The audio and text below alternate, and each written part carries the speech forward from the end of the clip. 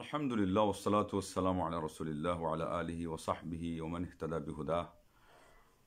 সম্মানিত দর্শক শ্রোতা, আপনাদের উদ্দেশ্যে আমাদের আজকের উপস্থাপনা ও উপহার হচ্ছে যে ঘরোয়া শিক্ষার কারণে একই শব্দে ডবল কুফুরি শব্দ উচ্চারণ।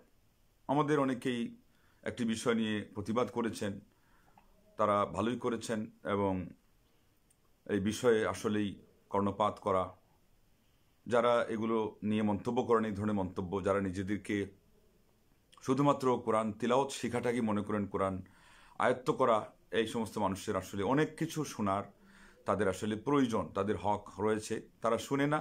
তো এই সুযোগে এই লোক যেন আমাদের সামনে, স্কলারদের সামনে একটা সুযোগ করে দিলেন যে আসলে এই ঘরোয়া শিক্ষা, যেটা আমরা আগে দেখতাম যে যারা ওই মসজিদে যেত না, মসজিদে যেতে যে সমস্ত ছেলে মেয়েরা অসম্মতি জ্ঞাপন করে এবং মাতা পিতার অবাধ্য হয় এবং আল্লাহর ঘরের ওই পাশে গিয়ে মক্তবে অথবা আগে যে মসজিদের বারান্দায় এই পড়াশোনা হতো, এবং এটার বরকত কিন্তু বেশি ছিল।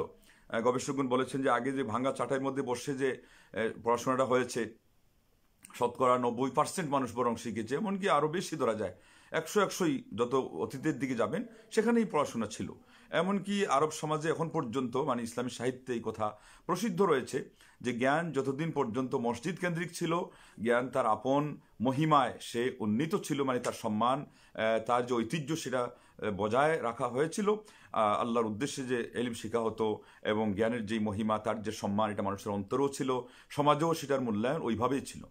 আর যেদিন ওই আস্তে করে মসজিদ থেকে আস্তে করে একটু বারান্দায় আসলো, তারপরে আবার ওই মসজিদের পাশে চলে গেল, মক্তবে আমরা যাকে বলি পাঠশালা বা মক্তব, যেটাই আমাদের সমাজে বলা হয়, আরবিতে রওদা বলা হয়, তখন সেটা কিন্তু ওই মসজিদ থেকে যতটুকু দূরত্বে সে এসে গেল, ওই ততটুকুই মানে জ্ঞানের সাথে মুসলমানদের সম্পর্কের মধ্যেও কি ভাটা সৃষ্টি হয়ে গেল, দূরত্ব সৃষ্টি হয়ে গেল। তারপরে বলতে বলতে ওনারা বললেন, এরপরে যখন স্বয়ংসম্পূর্ণ মাদ্রাসা হলো, তারপরে যখন আরও মানে দূরে চলে গেল, জ্ঞানের আসল বরকত এইভাবেই মুসলিম সমাজ থেকে দূরে চলে গেল। এই কথা কিন্তু অনেকটাই কি বাস্তবসম্মত। আজকে জ্ঞান শিক্ষা হয়ে যাচ্ছে ধর্মীয় যেগুলো, সেটাও পেশা হিসাবে, সেটাও বেশিরভাগ দুনিয়া কামাইয়ের উদ্দেশ্যে অথবা নাম যশ। আপনি যদি দুনিয়া কামাইয়ের উদ্দেশ্য নাও করেন, ভিতর ভিতর এটাই থাকে যে আমাকে মানুষ অনেক বড় আলেম বলবে, অনেক বড় বক্তা হব, অনেক বড় খতিব হব, তাও কিন্তু এটা এখলাসের মধ্যে এর মাধ্যমে কি এসে যায়, সম্পূর্ণ ঘাটতি এসে যায়। এবং ওই সময় ইমাম গাজ্জালী রাহিমাহুল্লাহ ছাড়া আল আজহার বিশ্ববিদ্যালয়ে গিয়ে একজন ভিজিটর আর কাউকেই পান নাই এখলাসের উপরে আছেন। ইনি অন্তত বলেছে আমি জাস্টিস হব, ইসলামী ল অনুযায়ী আমি বিচার ফয়সালা করব, তাও কিন্তু এখলাস নষ্ট হয়ে গেছে। আরেকজন বলেছে আমি ওয়াইজে কম হব। আজকে আমাদের যেমন বেশিরভাগ এরা ইলম শিখতে না শিখতেই কিভাবে মাঠে নামবে ওয়াজের, এগুলো যে এখলাস বিনষ্টকারী এরা জানেই না, গৌণভাবেই জানে না। শেষ পর্যন্ত তিনি যখন ইমাম গাজ্জালী পর্যন্ত গেলেন, তখন গাজ্জালী রাহিমাহুল্লাহ বললেন যে তালাবতুল ইলমা লিগাইরিল্লাহ ফাআবাল ইলমু আন ইয়াকুনা ইল্লা লিল্লাহ। আমিও ইলম শিখেছিলাম গায়রুল্লাহর উদ্দেশ্যে, ইলম আমাকে জানালো, ওর স্বীকৃতি জানিয়ে বললো যে আমি দামি জিনিস, আমাকে আল্লাহ ছাড়া অন্যের উদ্দেশ্যে শিখা যাবে না গাজ্জালী। তখন ইলম আমাকে আবার কি করলো, আমার নিয়তটা পর্যন্ত শুধরালো। কোথায় আমরা আর কোথায় তারা?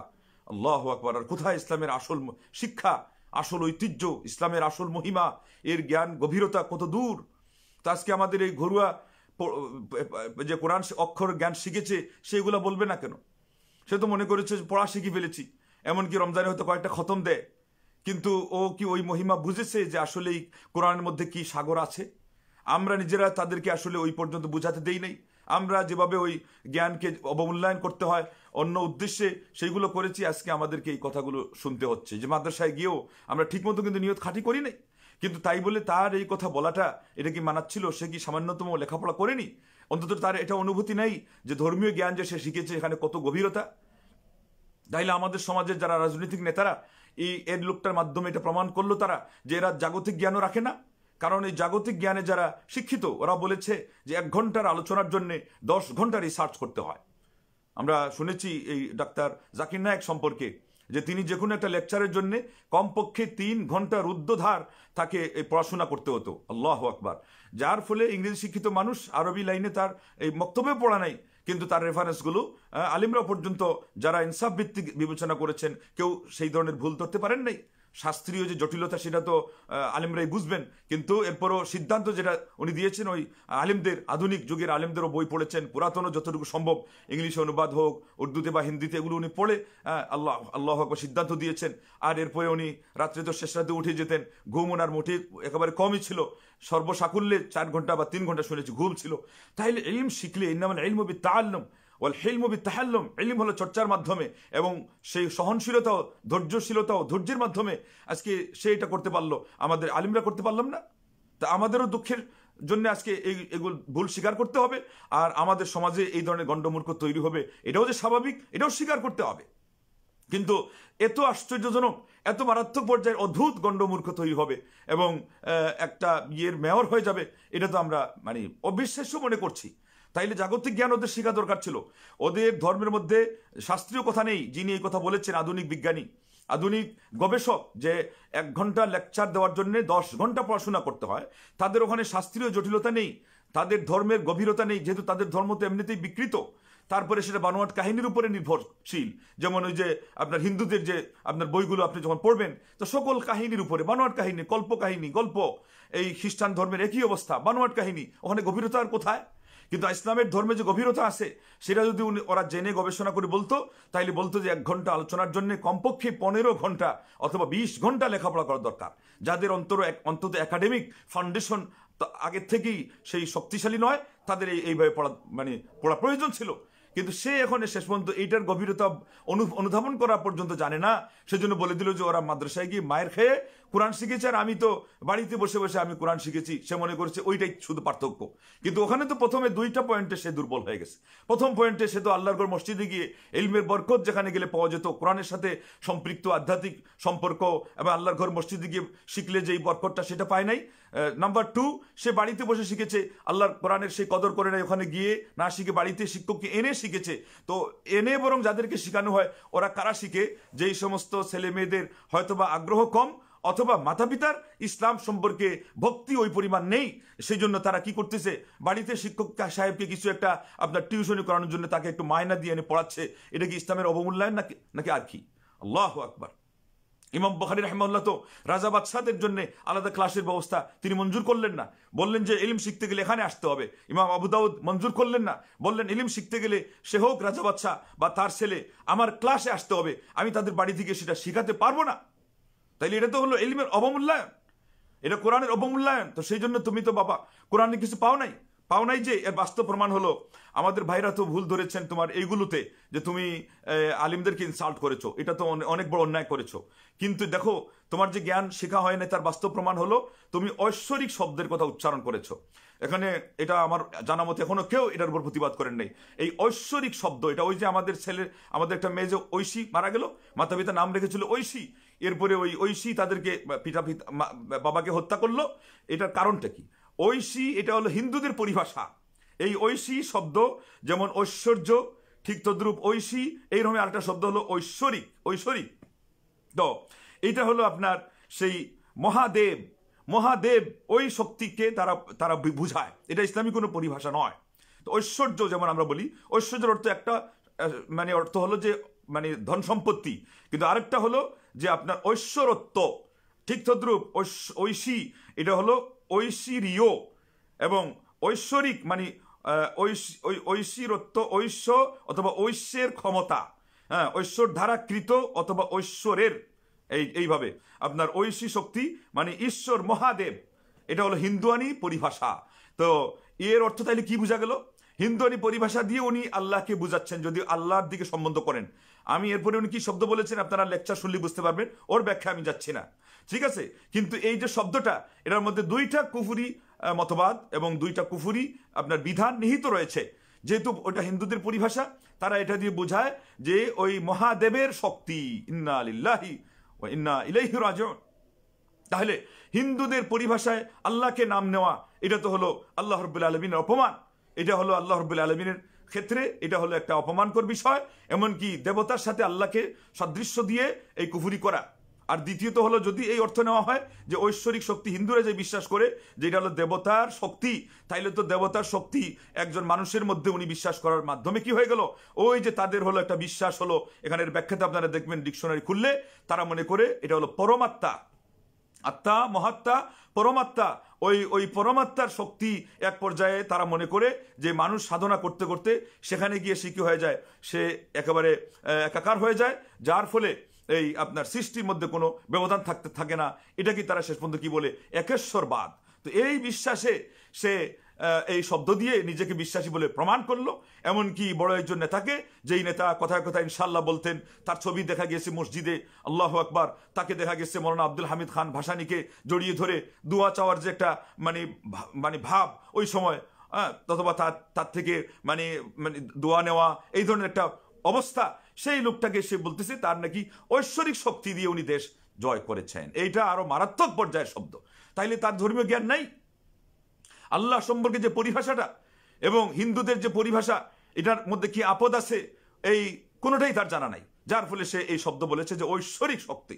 এটা কোনো মুসলমান ব্যবহার করতে পারে না, এবং এটা যদি জেনে বুঝে কেউ ব্যবহার করে তার ঈমান থাকে না, সে মুসলমান থাকতে পারে না। এরপরে যেগুলো বিশুদ্ধার করা হয়েছে আলিম ওলামাদেরকে নিয়ে, ধর্মীয় শিক্ষা নিয়ে, এটাও একটা কুফরি। কেন সূরা তাহার মধ্যে আল্লাহ কি বলেছেন, ওমান আ'রাদা আন যিকরি ফাইন্না লাহু মাঈশাতান দানকা ওয়া নাহশুরুহু ইয়াওমাল কিয়ামাতি আ'মা ক্বালা রাব্বি লিমা হাশারতানি আ'মা ওয়া ক্বাদ কুনতু বাসীরা। যে ব্যক্তি আমার স্মরণ থেকে, এখানে স্মরণের অর্থ, একটা অর্থ হলো কোরআন থেকে, আরেকটা অর্থ হলো কোরআনের ইলম চর্চা থেকে, এবং আরেকটা অর্থ হলো আল্লাহর মানে অন্তর থেকে স্মরণ, অন্তর দিয়ে স্মরণ, আল্লাহ রাব্বুল আলামিনের উদ্দেশ্যে আল্লাহ রাব্বুল আলামিনের কথাকে স্মরণ করা, সবগুলোর ভিতরে শামিল। আর সাধারণ অর্থ হলো দিন চর্চা করা থেকে যে ব্যক্তি বিরত থাকলো, ফাইন্না লাহু মাঈশাতান দানকা, তার জন্য রয়েছে সংকটাপূর্ণ জীবন। এই জীবনে সে সুখী হতে পারবে না, সে সুখে থাকতে পারবে না।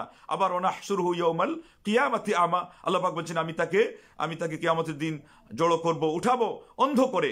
ক্বালা রাব্বি লিমা হাশারতানি আমা, সে বলবে হে আমার প্রতিপালক, আমাকে তুমি কেন অন্ধ করে উঠালে? ওয়া ক্বাদ কুনতু বাসীরা, আমি তো চক্ষুষ্মান ছিলাম। এই যে চক্ষুষ্মানেরও একটা অর্থ হলো চর্মচক্ষু, আর আরেকটা চক্ষুষ্মান দিয়ে বোঝানো হয় যে অন্তর্চক্ষু, তার মানে যার জ্ঞান আছে, বিবেক আছে। তো এ দাবি করছে তার নাকি জ্ঞান আছে, একেবারে কোরআনের জ্ঞান, সে একেবারে বাড়িতে বসে কোরআনের জ্ঞান শিখেছে, পিটানি না খেয়ে। তো বাড়িতে গিয়ে শিক্ষক যদি না পিটান, তাইলে তো যারা বাড়িতে বসে সুখে সুখে যার পিতামাতা এইভাবে আয়েশ আরামে শিক্ষা দিতে চান, ওরা তো কিছুই শিখতে পারবে না।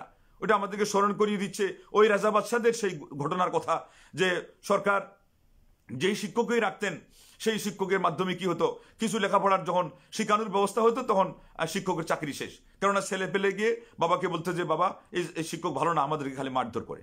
আসল অবস্থা ছিল কি, এই শিক্ষক যখন কিছু শিখাইতে যেতেন তখনই তারা এই রিপোর্ট দিয়ে দিত, তারপরে তার চাকরি নট হয়ে যেত। এরপরে আরেকজন শিক্ষক চালাক, উনি এসে বললেন যে না, চাকরিও রাখবো এবং তোমাদেরকে আমি কৌশলে শিখাবো। তারপরে তিনি কি করলেন, ওই খালি গল্প কাহিনী, এটা সেটা ধাঁধা, এগুলো শিখিয়ে সময় কাটাচ্ছেন। হঠাৎ করে একটু চিন্তা আসলো, কিরে, যদি বাদশাহ জাহাপনা ডাক দিয়ে বলেন যে আমার ছেলেরা কি শিখলো একটু পরীক্ষা করা হোক, আপনি কিছু তাদেরকে আমার সামনে ভাইবা নেন, আমি দেখি তারা কিছু শিখলো কিনা। আপনিই নেন, তাতেও তো জিরো, কোনো উত্তর দিতে পারবে না। তখন তিনি একদিন রাতে ওই তাদেরকে নিয়ে একটু আনন্দ করার, খেলা করার এই ছলচাতুরি এঁটে বললেন যে চলো চাঁদনি রাতে আমরা বাহিরে গিয়ে আজকে খেলবো, বাহিরে গিয়ে আমরা মজা করব। এরপরে ওখানে তারকা দেখা যাচ্ছে, বললেন দেখো তো ওই দিকে কয়টা তারকা দেখা যায়, তো একটা বলছে যে 2টা দেখা যায়। ওই দিকে দেখো তো আরো কয়টা দেখা যায়, বললো যে ওখানেও 2টা দেখা যায়। বলে যে 2 কত হয়, তো একটা বলে দিল 4 হয়, আর একটা বলছে না 2 এত হয়। 3 নম্বর আরেকটা চিমটি কেটে বলছে এই সাবধান, এও তো শিখানোর ভান ধরেছে, ওই যে শিক্ষকগুলোর চাকরি আগে আমরা খেয়েছি, এই শিক্ষক তো ওই কাজ শুরু করেছে, তাড়াতাড়ি ওর উত্তর তো দিবাই না, আজকে গিয়ে কমপ্লেন দিতে হবে যে এই শিক্ষক আমাদেরকে জ্বালাতন করে, আমাদেরকে খালি বকচকা করে এবং পিটুনি দেয়, সে তো আমাদের শিক্ষক হওয়ার যোগ্য না। তারপরে ওনারও চাকরি শেষ হয়ে গেল। তুমি বাবা এই জিনিসগুলো আমাদেরকে স্মরণ করে দিতে চাচ্ছ, আর তুমি এই কথা বললে ঐশ্বরিক শক্তি। আস্তাগফিরুল্লাহ, লা হাওলা ওয়ালা কুওয়াতা ইল্লা বিল্লাহ। আর জ্ঞানের পথে যারা একটু কষ্ট করে, এটা কি কোনো এটা দোষের বিষয়?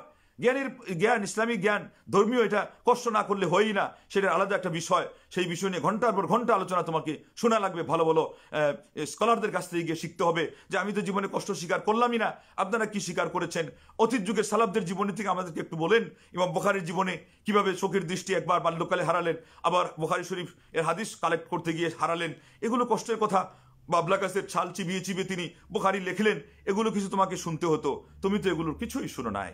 তো যাই হোক, এইভাবে একটি শব্দের মধ্যে দুইটি কুফরি নিহিত থাকলো, তাইলে এটা হলো ওনার ঘরোয়া শিক্ষার ফলাফল। আমাদের ধর্মীয় অঙ্গনে একটা কথা অত্যন্ত প্রসিদ্ধ রয়েছে, আলেমরা বলে থাকেন যে শিক্ষক ছাড়া জ্ঞান শিখলে যা হয় যেটা হয়। তুমি তো তাইলে এটাই বললা, প্রাইভেট শিক্ষক উনি চাকরি হিসাবে তার মায়না নিতে হলে তোমাকে বাবা যেই বিষয়ে পড়তে দিয়ে নির্ধারণ করে দিয়েছে ওই কোরআনে তালিম, তুমি যেটা বললা এটা প্রমাণ পেলাম। শুধু কোরআনটা উচ্চারণ করা শিখেছো, তো কোরআন উচ্চারণ করা শিখলে তো কিছুই হয় না, জ্ঞানের কিছুই হয় না। তারপরেও খোঁজ নিয়ে দেখা যেত তুমি যদি অন্তত সূরা ফাতিহাটা একটু আমাদেরকে শোনাতা, অথবা বিসমিল্লাহির রহমানির রহিম বলতে পারতা, আমরা বুঝতাম যে তাজবিদ সহকারে তুমি বিসমিল্লাহ শিখেছো, বা আউযু বিল্লাহি মিনাশ শাইতানির রাজিম, তো বুঝতাম যে না তোমার উচ্চারণটাই সঠিক হয়েছে। তো এটাই তো আমরা বুঝতে পারলাম না, কারণ আমাদের সমাজের বেশিরভাগ রাজনৈতিক বড় বড় নেতারা বলে আউযু বিল্লাহি মিনাশ শাইতানির রাজিম, বিসমিল্লাহির রহমানির রহিম। এটা তো ইংরেজি উচ্চারণের চেয়ে আরো খারাপ, এটা তো ফার্সি উচ্চারণের চেয়ে আরো খারাপ। তো তুমি যদি ওইটা উচ্চারণ করে শুনিয়ে দিতাম, অন্তত আমরা একটু বুঝতাম যে অন্তত সেটা শিখেছো কিনা, তোমার স্পেলিংটা সঠিক হয়েছে কিনা, প্রোনাউন্সিয়েশনটা তুমি একটু ভালো করে শিখছো কিনা। তাজবিদ তো দূরের কথা, তুমি তো কিছুই জানালে না, খালি বললে যে তোমার প্রাইভেট শিক্ষককে নিয়ে এসে বাড়িতে তুমি পড়ে মহাজ্ঞানী হয়ে গেছো। তো যাই হোক, তোমার এক শব্দ দিয়েই তোমাকে প্রমাণ দিয়ে দেওয়া হয়েছে, এটা আল্লাহ রাব্বুল আলামিন কুদরতি কায়দায় তোমার মুখ থেকে বের করেছেন, এবং তোমার এই আসল পোস্টমার্টম এই জায়গাতেই নিহিত রয়েছে। আগামীতে হয়তো আরো বেশি হবে। তুমি যদি আর জবান দরাজি করো, তাইলে একটু চিন্তা ভাবনা করে জবান দরাজি করতে এসো, যে আলেমরা যদি তোমার এই কথাগুলো নিয়ে বিবেচনায় নামে, তাইলে তো তোমার আমও যাবে, সালাও যাবে, তোমার পায়ের নিচে মাটিই থাকবে না। তুমি কিসের মেয়র, তুমি কিসের একটা বড় উচ্চপদস্থ সরকারি একটা পদ নিয়ে বসে থাকতে পারো এই ধরনের দ্বিতীয় বৃহত্তম মুসলিম দেশে? এটা মোটের উপরেই মানায় না, একেবারেই চলে না, খুবই বেমানান, অত্যন্ত লজ্জাস্কর বিষয়। আস্ফালন পর্যন্ত তুমি দিতে পারলা। এই জন্যই যে আমাদেরও দোষ আছে, আমরাও সঠিকভাবে মানুষকে কোরআনের যে মর্ম সবাইকে বুঝতে হবে। কোরআনটা অন্তত সূরা ফাতিহা প্রতিটি মুসলমানকে সহিহ শুদ্ধভাবে পড়তে হবে, এটা আমরা শিখাতে পারি নাই। মাহফিলে আমরা আমাদের কেউ কারো তরিকা নিয়ে ব্যস্ত, কেউ কারো ফেরি নিয়ে ব্যস্ত, আমরা ওই অ্যাডভাইস নিয়ে ব্যস্ত, কিন্তু সর্বসাধারণ সর্বস্তরের মুসলমান তাদেরকে যে কোরআন শিক্ষা করা একেবারেই ফরজ, এটা আমরা শিক্ষা দেই নাই। আল্লাহ তুমি আমাদেরকে মাফ করো, তাদেরকে মাফ করো। তলবুল ইলমি ফরিদাতুন আলা কুল্লি মুসলিম, সুনান ইবনে মাজার যে হাদিস আসছে, প্রত্যেকটা মুসলিম নরনারীর উপরে ইলম অর্জন করা ফরজ। এটার অর্থই ছিল যে এই পরিমাণ আমল ইবাদত প্রত্যেকটি মুসলমানের ফরজ, ওই পরিমাণ ইলম অর্জন করা ফরজ। তো নামাজ তো তোমারও ফরজ, আমারও ফরজ। তুমি যত বড় হও না কেন, এখন পর্যন্ত মুসলমান পরিচয় নিয়ে তুমি তো অহংকার করছোই, তো সেটা নিয়ে তুমি তো বলছো আই এম প্রাউড, তুমি খুবই গর্বিত যে তুমি বাড়িতে বসে কোরআন শিখেছো। মাশাআল্লাহ, তাবারাকাল্লাহ, অনেক বড় খুশির সংবাদ, আল্লাহু আকবার। আমরাও তোমাকে নিয়ে গর্বিত হতাম যদি তুমি এই সূরা ফাতিহা ঠিকমতো পড়তে পেরেছো কিনা এটা আমাদেরকে একটু অনুমান দিতে পারতে। কারণ সূরা ফাতিহা বিশুদ্ধ না হলে, তোমার তো তিলাওয়াত না হলে নামাজ হবে না। সূরা ফাতিহা ছাড়া নামাজ বাতিল। আর বিশুদ্ধ না হলেও অনেক ভুল আছে মারাত্মক পর্যায়ের, এটার কারণে অনেক সময় নামাজ তো বাতিল হয়ই হয়। লাহনে জালি, এটা শুনে নিয়ে এর অর্থ কি, মারাত্মক পর্যায়ের বড় পর্যায়ের সুস্পষ্ট ভুল, এটার কারণে অনেক সময় ঈমানও নষ্ট হয়ে যায়। যেমন আলহামদুলিল্লাহ, এর অর্থ হলো সকল প্রশংসা আল্লাহর জন্য, যত স্তুতি যত প্রশংসা এগুলো হলো আমার আল্লাহর জন্য নিবেদিত। কিন্তু এটা যদি আলহামদু বলা হয়, তাহলে এর অর্থ হলো যত শিরা ফাড়া তেনা নেকড়া এই সমস্ত যেই আপনার কাপড়গুলো ওই গার্মেন্টসে অথবা টেইলার্সরা সেলাই করে ফেলে দেয়, অথবা ঘরে অনেকে মুছার জন্য রাখে, হাম শব্দের অর্থ হলো সেটা। তো আমাদের তো বেশিরভাগ এই সমস্ত ইংরেজি শিক্ষিত ভাইরা তারা কি করে আলহামদু পড়ে। আলহামদুর অর্থ তো ছিঁড়া ফাড়া কাপড়, তো ইমানই তো থাকার কথা না। ইচ্ছা করে জেনে বুঝে যদি পড়ে, আজকে আমি ফতোয়া দিচ্ছি না, তারপরে তোমাদেরকে তো বাসাই দিলাম যে না জানার কারণে আল্লাহ তো মাফ করবেন, কিন্তু এ তো আস্ফালন তো তোমার দেওয়া মানায় না। আলহামদু থেকে তুমি আলহামদু বলা কি শিখেছো কিনা আগে সেটা নিশ্চিত হও, তারপরে অন্তত তুমি বলো যে আমার ফাউন্ডেশন, অন্তত আমার মূল প্রথম গুটিটা ঠিক আছে। মাত্র একটা গুটি সূরা ফাতিহা যদি বিশুদ্ধ করে শিখতে পারো, আর পুরা কোরআন 30 পারা, আল্লাহু আকবার, দিল্লি বহুত সেটা তো বহুত দূর হয়, যদিও বা তুমি দেখে ফেলেছো যে তোমার আয়াত তো এসে গেছে, তুমি বলে কোরআন কয়েকটা পড়েছো। এটা হলো আমাদের সমাজে ওই যে মহিলারা অনেক সময় বলে যে আমি কোরআন 3 খতম দিয়েছি, এটা তাদের 3 খতম দেওয়া। বাচ্চারা বলে 4 খতম দিয়েছি, রমজানে 5 খতম দিয়েছি, এইটা তো একটা খতম। আর আরেকটা হলো বিশুদ্ধভাবে একজন আলেমের কাছে, হাফিজের কাছে, কারি সাহেবের কাছে মাস্ক করে তারপরে তাকে শোনানো। ওই খতম কি তুমি জীবনে সূরা ফাতিহাটা দিয়েছো? সূরা ইখলাস পড়তে পেরেছো, যেটা কোরআনের 1/3, সূরা কাফিরুন কোরআন 1/4, মানে ইখলাস 3 বার পড়লে মোটামুটি কোরআনের মৌলিক সবটা পেয়ে বলতে পারা যায় যে সে 1 খতম দিয়েছে। সূরা কাফিরুন 4 বার পড়লে মোটামুটি বলা যায় মৌলিক সব পেয়ে সে মোটামুটি 1 খতম দিয়েছে। এইগুলো কি তুমি ন্যূনতম শুনেছো কোনোদিন? তুমি আজকে আলিমদেরকে দোষারোপ করতেছো, খোঁটা দিচ্ছ এটা দিয়েই। আল্লাহ আল্লাহ আল্লাহ, তোমার ইসলাম কতটুকু সঠিক হয়েছে, কালিমাটা ঠিক মতো পড়েছো কি না, কালিমার সঠিক অর্থ কি, আল্লাহ ছাড়া সত্য কোনো মাবুদ নেই, এটা তো আমাদের ওই যে বললাম না যে দোষ তো আমাদেরও আছে। আল্লাহ ছাড়া সত্য কোনো মাবুদ নাই এই শব্দ তো আমাদের সমাজের মেজরিটির 99 জন মুসলমান এখন পর্যন্ত জানেই না। লা ইলাহা ইল্লাল্লাহর যে শর্ত 7 থেকে 8টি এটা জানেই না, কালিমার শর্ত জানে না, নামাজের শর্ত, ইসলাম ইমানের শর্ত এগুলো অনেক সময় জানলেও কালিমার শর্ত 7 থেকে 8টি সেটা তো জানে না। অজু ভঙ্গকারী 6 থেকে 7টি জানলেও ইমান ভঙ্গকারী যে মৌলিক 10টি সেটা তো জানেই না, স্কলাররাই জানে না। বাবু তুমি মানে কাদেরকে কি শিখাতে আসছো? তুমি কি মনে করছো কানাকে পুষ্টফির দেখাতে এসেছো? আল্লাহ আল্লাহ আল্লাহ, মানে সমাজকে এইভাবে কানা পেয়ে গেছো, এই জন্য আমাদের এই অবস্থা। আর আরেকজন, আল্লাহ মাফ করো, আমাদের অনেক ভাই হয়তো সঠিক কথাগুলো বুঝবে না। আমি 2 দিন যাবত যে লাইভ দিচ্ছি এটা কিন্তু একটু গভীরভাবে চিন্তা করে বুঝতে হবে। যাকে তাকে আমাদের এই প্রমোট করা এটা উচিত না। বাতিল এমনি বাতিল, ও জাহাকাল বাতিল, আল্লাহ বলেন নাই বাতিল পরাভূত, বাংলার জমিনে পরাভূত। সেটাকে অনেক সময় ফোকাস করলে বরং তাকে মূল্যায়ন করা হয়, এবং আজকে তার সাথে আবার আরেকজনকে মূল্যায়ন করা হচ্ছে বাতিলপন্থীকে, এবং তার বাতুলতাগুলো এখন প্রয়োজন দেখা দিয়েছে যে মানুষের সামনে এগুলোকে এনে এগুলোর সুরাহা করা।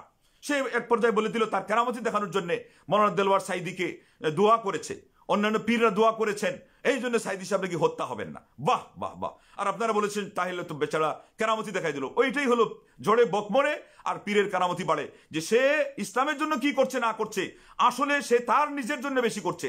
আর এটাই বলছিলাম যে সে তো এখন সাঁতার ধরতে বাধ্য, কেননা ইসলামের নামে তো তাদের এই ব্যবসাটা তারা জুড়েছে। এখন আপনার কতটুকু সে করবে না করবে, ইসলামের কতটুকু করবে না করবে, ওটা নিয়ে আপনারা অত বেশি ভাবেন না। ওটার জন্য আল্লাহ যথেষ্ট, আল্লাহর দিন আল্লাহ হেফাজত করবেন, আর হকপন্থী আলিমরা যথেষ্ট। আপনি যতটুকু জানেন আপনি পেশ করেন, হকপন্থী আলিমরা যতটুকু করার করবে। এই জন্য একজন বাতিলপন্থীকে মারাত্মক পর্যায়ের একটা ভুল আকীদা বিশ্বাস নিয়ে যে পড়ে আছে এখন পর্যন্ত নর্দমার মধ্যে, তাকে যে আমরা সামনে নিয়ে আসবো এটা কোনো ক্রমেই মানায় না। কিন্তু একদলের ইসলাম মানেই হলো এইগুলোই, এই কথা দিয়ে কাকে আমরা মানে পরাস্ত করে ফেললাম, তারপরে ইসলামের যে একটা শৌর্য বীর্য শক্তির কথা আমরা খালি মুঠের উপর বলে ফেললাম, এই আমাদের কেল্লাফতে হয়ে গেল। এরা ইসলাম বুঝেই নেই। এই জন্য গিয়ে দেখেন প্রতিটি বক্তার মুখে মুখে আজকে ওই লোকটার নাম একেবারে ডক্টর, আল্লামা, আর মানে ইনি এই করেছেন ওই করেছেন। সে কি করেছে আমাকে বলেন, সে কি করে ফেলেছে ইসলামের? তাহলে আপনারা কি ইসলাম এটাই বুঝেছেন যে ইসলামের একটা শব্দকে মানে অন্যের তর্কের সামনে গিয়ে শুধু বিজয়ী করে ফেলেন না? তো এইরকম কাজ আরো কতজন করেছে? আপনারা তো বেঞ্চাবি করতেছেন। মিডিয়া থেকে আপনারা দেখেন যে আরো অন্যরা টকশুতে বারবার এসেছে, ডজন ডজন দুজন দুজন বার এত সুন্দরভাবে এই লোকটাকে পরাস্ত করেছে। আরো মানে ডজন ডজন যারাই আছে এরা সব মিলে 1 ডজন হবে কিনা, সবগুলোকে তারা একেবারে ঘোলা পানি খাইয়ে ছেড়ে দিয়েছে। আপনারা কই তাদের নাম নিচ্ছেন না? ওরা তো ন্যূনতম হলো এই মারাত্মক এই ভণ্ডের চেয়ে এদেরটা মোটামুটি মানে অনেক হালকা। তা এখন এগুলো করছেন কেন আপনারা? আপনাদের এই ধর্মকে নিয়ে একটা হুজুগ আছে এখন পর্যন্ত, এই হুজুগের ঘনঘাটা অন্ধকার এখনো কাটে নাই, এই অমানুষে কাটে নাই। আপনারা বারে বারে হুজুট খাচ্ছেন, তারপরে আপনাদের শিক্ষা হচ্ছে না। আল্লাহকে ভয় করে আপনারা আল্লাহর দিনের জন্য একটু পিওর হন, দিন কিভাবে প্রচার করতে হয় সেটা আগে শিখুন, এবং সঠিক ইলমটা নিজে আগে আয়ত্ত করুন, এবং ভালো ভালো আলিমদের কাছ থেকে পরামর্শ নিন। আচ্ছা, দোয়া করে আপনারা এতটুকু করলেন যে ওনার হত্যা হবে না, তো দোয়ায় যদি আপনাদের কাজ হয় তো ওনাকে বের করেন না কেন? এই দোয়াটা পারেন না নাকি? এই দোয়ার হকদার উনি না? তাইলে শুনে রাখেন, প্রত্যেকটা হকপন্থী আলেম তো আপনাদের তুলনায় এই সাইদি সাহেবের মতো মানুষটাকে তারা যতটুকু ভালো দেখেছে, আসলে উনি আপনাদের তুলনায় অনেক ভালো ছিলেন। বর্তমানে যে সমস্ত চ্যাংড়া বক্তৃতার মাঠে নেমে তারা যত ফিতনা ছড়াচ্ছে, দিন কায়েমের ভুল ব্যাখ্যা ছড়াচ্ছে, ঠিক বেদাতিরা যা করছে, সাইদি সাহেব দিনের পর দিন তার যে ইমপ্রুভ হচ্ছিল এবং তিনি যে আত্মসমালোচনা জানতেন তার মনের ভিতরে যে একটা সুকুমার বৃত্তি ছিল, এর ভিত্তিতে কিন্তু তিনি প্রত্যেক দল এবং প্রত্যেক মত নির্বিশেষে সকল হকপন্থী আলিমদের অন্তরে ঠাঁই করে নিয়েছিলেন। এই বাতিলপন্থী এই সমস্ত মৌসুমী পাখিদের তুলনায় বেশি ওরা তাহাজ্জুদের নামাজের শেষে দোয়া করে ওনার জন্য, উনি যেন জেল থেকে বেরিয়ে আসতে পারেন, এবং সেই সাথে এটা বলে দেয় যে আরো যেন ওনার মধ্যে সংস্কার আসে, উনি যেন কোরআন সুন্নাহ অনুযায়ী দাওয়াত দিতে পারেন, এটা তারা দোয়া করে। তুমি তো এই দোয়া করো নাই। তুমি তাইলে দেখেন, ওরে চিনেন ভালো করে, ধূম্রজাল পাকানোর জন্য বলছে ওনার হত্যা হবে না। হত্যা না হওয়াটা কি ওনার জন্য যথেষ্ট? উনি যে জেলে কষ্ট পাচ্ছেন, জেল থেকে বের হওয়ার জন্য দোয়া করা কি উচিত ছিল না? এই দেখেন ধরা খাইছে কিভাবে। সেই জন্য আপনাদেরকে আমি আগেই বলেছি যে আপনারা যে কোনো একটা কথা শুনে লাভ দিয়েন না, কারণ আপনারা গভীরে কি লুকিয়ে আছে এটা বুঝতে পারেন না। আর সে যদি সাইদি সাহেবের জন্য দোয়া করে, তো এই দোয়া কি মতিউর রহমান নিজামী সাহেবের জন্য করা উচিত ছিল না? তো ওই লোকটা হত্যা হয়ে দুনিয়া থেকে বিদায় নিয়ে চলে গেলেন। মানে কথার কথা যেটা আসে, যদি ওইটার জন্য ওনার জন্য দোয়া করতে হয়, তো এনার জন্য তো দোয়া করা লাগে। তো এগুলো ভালো করে যদি আপনারা ধরতে যান, সে যে ধরা খাবে তার মানে এক পা অগ্রসর হওয়ার ক্ষমতা নাই, অথচ সে এখন আপনাদের সামনে বিরাট বড় মানে চ্যাম্পিয়ন হয়ে গিয়েছে। না, ওর মধ্যে চ্যাম্পিয়নগিরির কোনো কিছুই নাই। এটা হলো ছল ছাতুরি, আর পীররা ওইগুলো সবচেয়ে বেশি জানে। আর সে যে দলের সাথে বলেছে তার মানে স্পিরিচুয়াল সম্পর্ক, আধ্যাত্মিক, ওই এরাও হলো খুব অতি চালাক। এই জন্য ঈদের এই সমস্ত ভেলকিবাজি আপনারা সহজে বুঝবেন না, ঈদের কথায় কান দিয়েন না। নিজের মধ্যে পিউরিটি নিয়ে আসেন, আল্লাহর দিনের জন্য কাজ করেন। কে কোন কথায় দুর্নাম করলো, কে সুনাম করলো, এগুলো নিয়ে আমাদের কোনো চিন্তা নেই, ধান্দা নেই। আল্লাহর দিনের জন্য একটু পিউরিটি যদি আমরা আনতে পারি, ইনশাআল্লাহ আজিজ হকের বিজয় আসবে, এবং হকপন্থীদের যেই হাতি আসবে, এবং হকের পন্থায় আল্লাহ রাব্বুল আলামিনের দিনের বিজয় আসবে। এই সমস্ত সলসাতুরি ধানাই ফানাই ভণ্ডামি দিয়ে আসবে না। এইভাবে তাদের অনেক কথা শুনবেন কেরামতি জাহির করার জন্য, অমুকের জন্য এটা করছি, তমুকের জন্য সেটা করছি। দেওয়ানবাগিও তো বলেছিল তার ছেলের জন্য এই করেছিল, আল্লাহর সাথে বলে বুঝাপড়া হচ্ছে, তারপরে নাকি আল্লাহ এই বলেছেন সেই বলেছেন। এগুলো সব ভণ্ডামি। শব্দ শুনলেই দেখবেন ওই কথার সাথে এর মানে কথার অনেকটাই মিল আছে। আমাদের এক কথায় আপনাদেরকে আমি বলে দেই যে এদের কথার মধ্যে যে 2 নম্বরই আছে, প্রমাণ হলো এরা বাংলার জমিনে কেন, সারা পৃথিবীতে আজকে যে মুসলমানরা মায়ের খাচ্ছে, তাদের কারামতি দিয়ে একটু দেখাই দেখ যে ইংরেজদেরকে যেমন পরাস্ত করার সময় তারা কিন্তু পারে নাই, আলেমরা জান দিয়েছে। এবং আপনারা ভালো করে ইতিহাসটা খুঁজে দেখুন, ওই সে যেমন এই কথাটা বলেছে যে এগুলো হলো পাশ্চাত্যের মিডিয়ার অপপ্রচার, ঠিক তদ্রুপ ওই ইংরেজদের সময় থেকে নিয়ে এই মিডিয়ার অপপ্রচারের মাধ্যমে হকপন্থী আলিমদেরকে আজকে ইতিহাস থেকে তারা কি করেছে, মাইনাস করে রেখেছে। অথচ যারা কোরআন সুন্নাহর অনুসারী এরাই কিন্তু সবচেয়ে বেশি জান দিয়েছে, যার ফলে আজকে তাদের সংখ্যা এই পাক ভারত উপমহাদেশে কমে গিয়েছে, অথচ তাদের সংখ্যা ছিল বেশি। ঠিক তদ্রুপ এখনো এই মিডিয়ার এই বেশিরভাগ অপপ্রচারের কারণে হকপন্থীদের আসল কথাগুলো এখন পর্যন্ত সমাজে চাপা পড়ে আছে। সে কি কোনোদিন ওই সাগতে দেখাতে পারবে যে বাংলার জমিনে হকপন্থী কারা? সে একটু মুখ খুলে বলুক, সে হক গ্রহণ না করুক, কিন্তু বলুক দেখি না কোরআন সুন্নাহর অনুসারী এরাই হকপন্থী, আল্লাহ নবী সাল্লাল্লাহু আলাইহি ওয়াসাল্লামের প্রকৃত অনুসারী সুন্নাহপন্থী এরা। তার চ্যালেঞ্জ দিলাম, সে যদি বলতে পারে তাইলে আমি আপনাদেরকে বলবো যে আপনি তাকে নিয়ে যেটা ইচ্ছে সেটা প্রচার করেন। কিন্তু এখন পর্যন্ত সেই জায়গাতে সে কিন্তু জিরো হয়ে আছে, এবং তার বাতুলতা ছল চাতুরি এগুলো দিয়ে সাধারণ মানুষকে সে ধোঁকা দিয়ে যাচ্ছে। অতএব ওইটা হলো শুকনা আর এটা হলো ভিজা, এটা হলো ইসলামের বাহিরের শত্রু আর এটা হলো ভেতরের শত্রু। ভেতরের শত্রু বরং মেঘনাদ বিভীষণ। এই কথা আপনাদের সামনে বারবার আওড়ানো হচ্ছে, আশা করা যায় এটা বুঝতে আর আপনাদের দেরি হবে না। আল্লাহ রাব্বুল আলামিন আমাদেরকে প্রত্যেকেই আগে সঠিক দিনটা জানার তৌফিক দান করুন, তারপরে সেটাকে মানার তৌফিক দান করুন, আপনার বাস্তব জীবনে এটাকে অনুসরণ করুন, ফ্যামিলিতে, তারপরে পরিবার পরিজনে, এরপরে সমাজে, তারপরে মসজিদ কেন্দ্রিক আপনার মহল্লায়, তারপরে আপনার বিভিন্ন জায়গায় কর্মসংস্থানে সঠিক ইসলাম প্রচার করুন। ইসলামের জয় আসবেই ইনশাআল্লাহ। অতি দেরি নয়, এটা অনেক সন্নিকটে অত্যাসন্ন হয়ে এসেছে, কিন্তু আমাদেরকে ধৈর্য সহকারে এবং আমাদেরকে নিয়ম নীতিকে দৃঢ়তার সাথে ধরে থাকতে হবে। তা না হলে একদিন এক নয় এক পা, আরেকদিন আরেক পা, তো 2 নয় 2 পা, মাঝখানে জল খা, এই করে আপনি বিনষ্ট হয়ে যাবেন। আপনার কি হয়ে যাবে, ইমান আকিদা ক্ষতিগ্রস্ত হয়ে যাবে। শেষ পর্যন্ত আপনাকে মানুষ দুর্দুল্যমান ধরবে, এমনকি ওরাও শেষ পর্যন্ত দোষারোপ করতে পারে যে এরা আজকে এর প্রশংসা করে কালকে নিন্দা করে। এমন কথা বলবেন না। এটা আল্লাহ নবী সাল্লাল্লাহু আলাইহি ওয়াসাল্লাম একটা হাদিস সুনানের কিতাবে আসছে, বড় বড় মুহাদ্দিস সহিহ বলেছেন যে ওইয়া কান তাতাকাল্লাম বিকালিমাতিন তা'তাযিরু আনহা। এমন শব্দ বলবেন না যে এরপরে আপনাকেই এই শব্দের জন্য সরি বলতে হয়, দুঃখ প্রকাশ করতে হয় এবং আক্ষেপ করতে হয় যে এই কথা কেন বললাম। এই জন্য ভেবে চিন্তে আমাদের সকল কথা এবং কাজগুলো পরিচালনা করতে হবে। মোট কথা আল্লাহ রাব্বুল আলামিনকে ভয় করে চলেন, তারপরে আপনার মাধ্যমে কি হলো না হলো এটা দেখার বিষয় নয়। ফলাফলটা হলো আল্লাহর হাতে, চেষ্টা হলো আমাদের হাতে। এটাকে বলা হয় আস-সা'য়ু মিন্না ওয়াল ইতমামু মিনাল্লাহ, মিন্না সা'য়ু ওয়াল মিনকাল কাবুল ইয়া আল্লাহ। চেষ্টা আমাদের, আর হলো কবুল করার মালিক হলেন আল্লাহ। আল্লাহ পাক আমাদের সবাইকে যেন তৌফিক দান করেন, আমিন। ওয়া আখিরু দাওয়ানা আনিল হামদুলিল্লাহি রাব্বিল আলামিন। আসসালামু আলাইকুম ওয়া রাহমাতুল্লাহি ওয়া বারাকাতুহু।